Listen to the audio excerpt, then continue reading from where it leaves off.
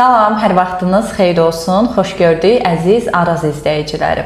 Bugün yanımda Nahid var. Nahid illər əvvəl Türkiyəyə təhsil almağa göndərdiyimiz tələbəmiz idi və bugün artıq o məzun olaraq geri qayıdıb və bizi görməyə gəlib. Nahid Yozgat Bozok Universitetindən İletişim Fakültəsindən məzun oldu. İllər öncə onun daxilində xeyli suallar var idi. İstər sənədləşmə prosesində, istər bəzi çox güman ki qorxuları da olub və bugün Nahid öz canlı təcrübələrini sizlə bölüşəcək. Tələbəlik həyatı, təhsil həyatı və bilirəm ki, bunların hər biri sizin üçün çox maraqlıdır və birbaşa Nahidin öz ağzından eşidəcəyik. Nahid, xoş gəlmisən. Xoş gördük. Ləman xanım, dəvətiniz üçün öncədən təşəkkürümü bildirirəm. Gəlin əvvələ qaydaq. İllər öncə Türkiyəyə getməyə necə qərar verdin? Ümumiyyətlə o vaxtları xatırlayırsanmı? Əlbəttə ki, mənim teorimdə belə bir şey var ki, keçmişin ondan gələcəyi olmaz. Yəni keçmişə heç bir zaman bəzi istisnalar olmaz. Keçmişi qətiyyən unutmuram.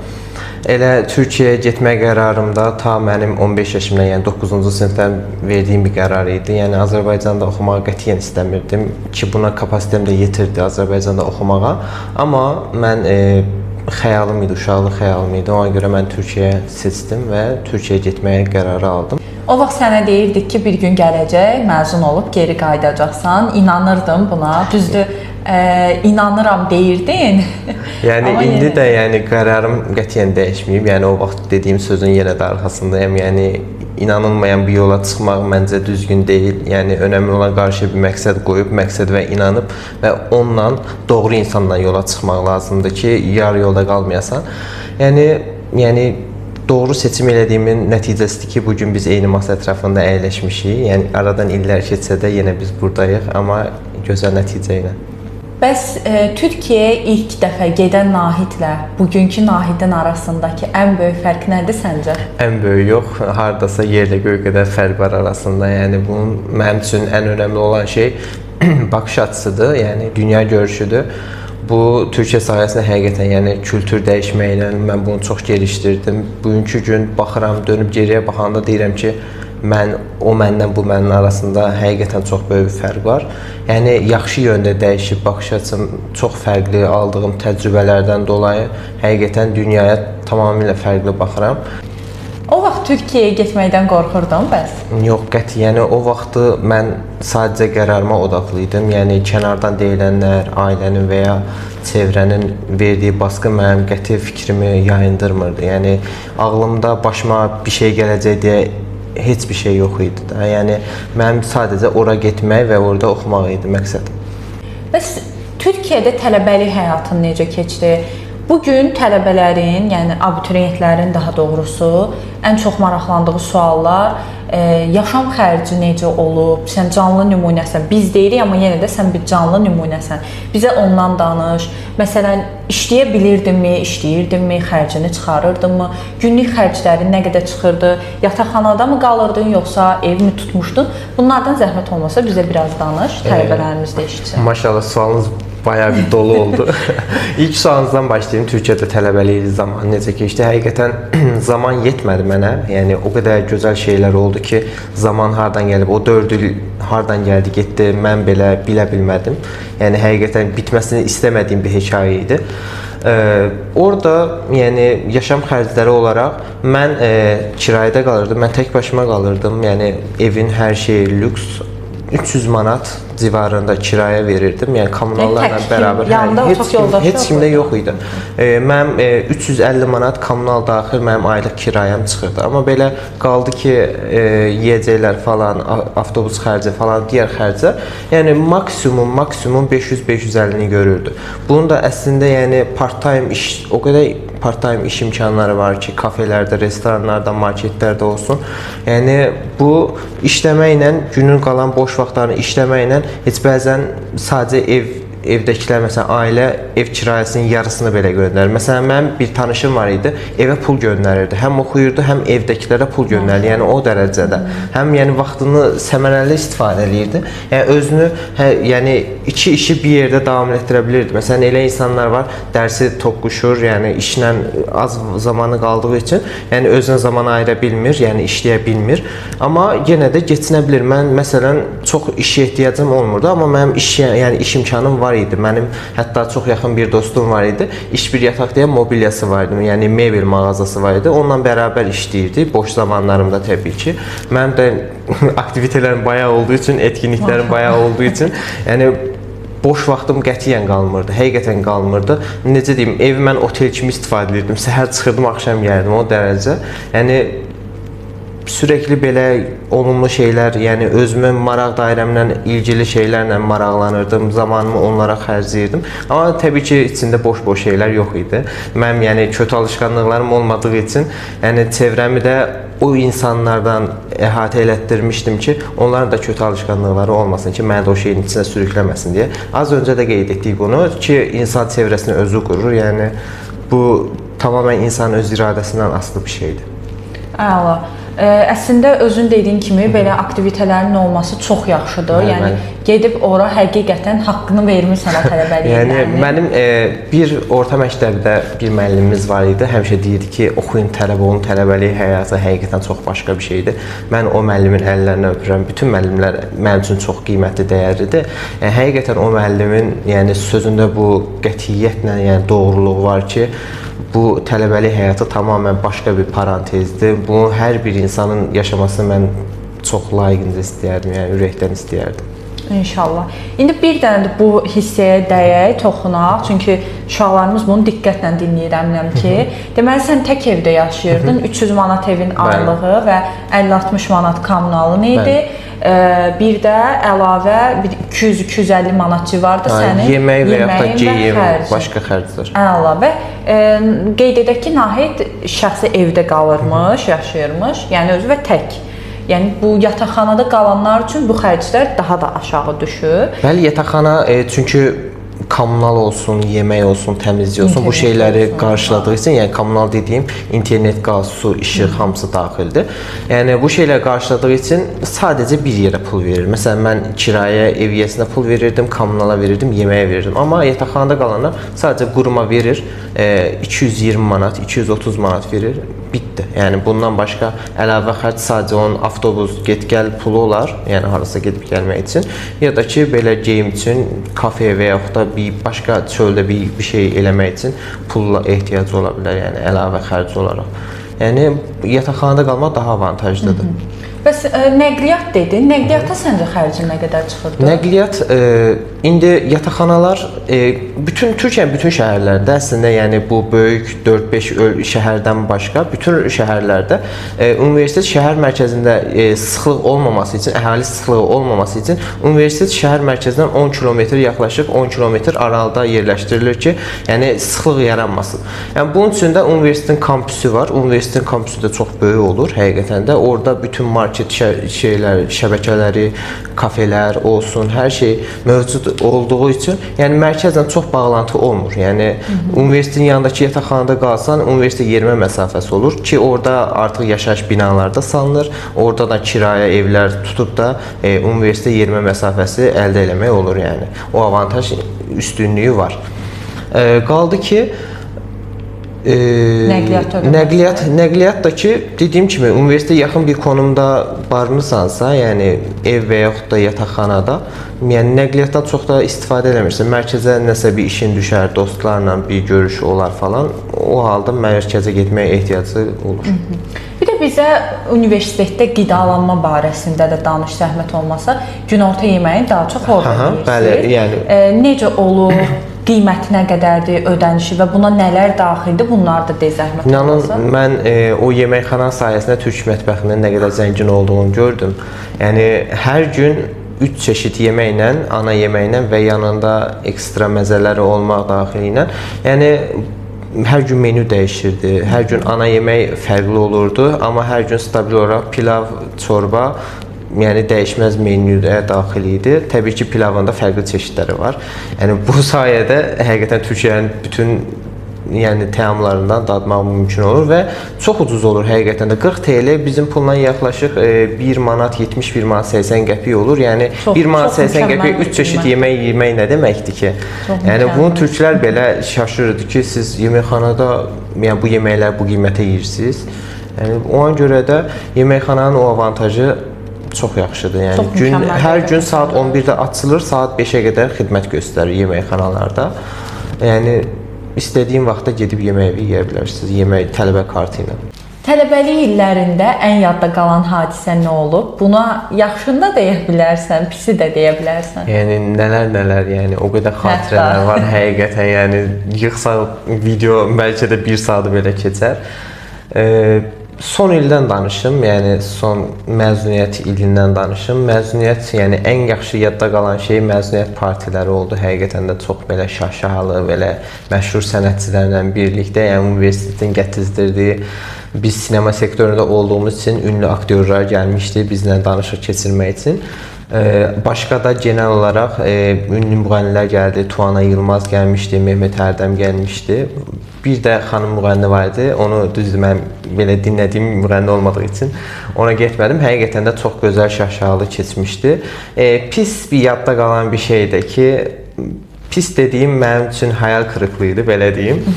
Voleybol, mən həm içində voleybolçuyam. Voleybol turnuvasında fakültəmizi təmsil edirdim və takım kapitanı idim. Yəni ala biləcəyimiz oyunu 4-1 finalda uduzduq, final yolundaydıq əslində. Yəni 4-1-dəki rəqibi yensəydik, biz yarı finaldakini rahat keçəcəkdik və finala qədər gedəcəkdik. Amma biz 4-1-də yolun başında uduzduq. Bu mənim üçün çox böyük bir hayal kırıklığı oldu həqiqətən də. Yəni pis xatirədə mən bunu deyə bilərəm ancaq. Tamam, bayaqdan danışdıq tələbəlik həyatından, gəzməkdən, dolaşmaqdan, əyləncədən, aktivitetlərdən. İndi gələk əsas məsələ təhsil sisteminə, tədris məsələlərinə.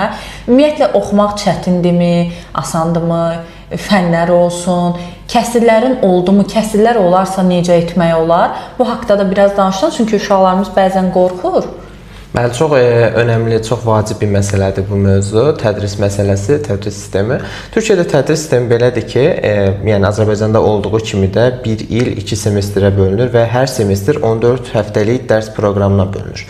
Bu 14 həftəlik dərs proqramında hər tələbənin 4 həftəlik davamiyyət icazəsi olur. Yəni 4 həftə istəmədiyi, yəni istədiyi halda yəni dərsə getməyə bilər. Bu onun dərsdən qalmasına hər hansı bir səbəb yaratmır.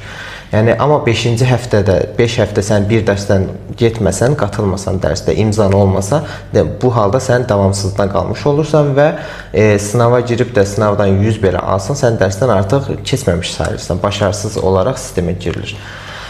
Qaldı ki, not ortalamasına, not ortalaması da 100 üzərindən dəyərləndirilir. Keçmə balı 50 baldır. Bu keçmə balını da belirləyən etkinliklər olur, quiz və vize etkinlikləri olur. Bəzən də ödəv verir, yəni oxuduğun bölümə görə ödəvlər də olur. Yəni kurğusal və ya belə teorik də çox ödəv olmur, amma belə uygulamalı dərslərdə ödəv olur təbii ki. Bunlardan aldığın not da sənin final ortalamanı bəlirləyir. Finaldan alacağın 100 üzərindən alacağın puanla bərabər onların ortalaması %50 olaraq ikisininki də götürülür və genel nəticə olaraq da sən 50-nin üzərində olmalısan ki, həmin dərsdən başarılı olaraq keçəsən.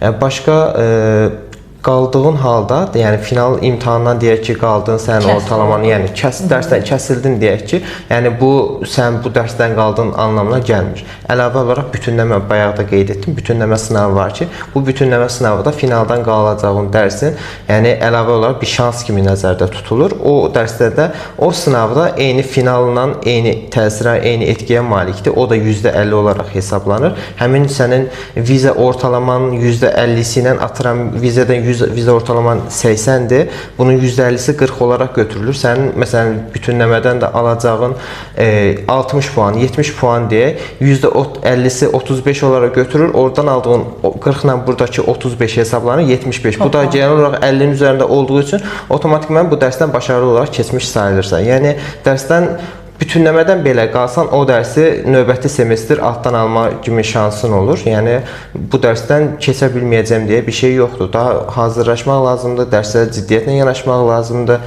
Yəni universitetdən atılmaq yoxdur. Yox, universitetdən atılmaq bəzi kurallar, bəzi qanunlar var ki, yəni sınavda kopya çəkmək birinin kağızına baxmaq, otomatikman 6 ay disiplin cəzası, disiplin soruşturması olur, 6 ay universitetdən uzaqlaşdırma olur. Əgər bunu nəzarətçi görərsə.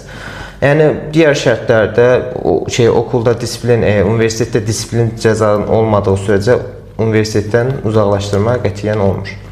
Yəni ki, narahat olmağa qətiyyən ehtiyac yoxdur. Dərsdən qaldığınız halda, məsələn 4 ilin sonucunda sizin qaldığınız dərslər var. Bu dərslərin ucbatından siz məsələn 4 illikdən lisans diplomu ala bilmirsinizsə, bunun üçün narahat olmağa qətiyyən ehtiyac yoxdur. Bəlli bir kriterlər və o kriterləri tamamlamaq şərti ilə ön lisans diplomu da ala bilirsiniz. Yəni diplomsuz qalmırsınız. Ön lisansda eyni bölümün, yəni 2 illik eğitim tədrisidir, yəni eğitim sürəcidir. Orada da yəni kimi deyim, yəni bakalavrda, lisansda 4 illik universitetdə 240 AKTS dərs, 240 AKTS və qano genel ortalamanın 2-nin üstündə olması lazımdır. Amma ön lisans diploması aldığınızda 1-ci və 2-ci siniflərdən qaldığınız dərsin olmamaq şərti ilə 120 AKTS-ni tamamlayıb qano genel ortalamanın da 2-nin üstündə olduğu halda siz ön lisans diploması belə ala bilirsiniz. Həmçinin, yəni bu ön lisans diplomasını atıran məsələn ailədə bir problem oldu, maddi sıxıntılar oldu falan, 3-cü kursda da, 2-ci kursda da eyni şey elə bilərsiniz. Yəni 4 il gözləməyinizə də yəni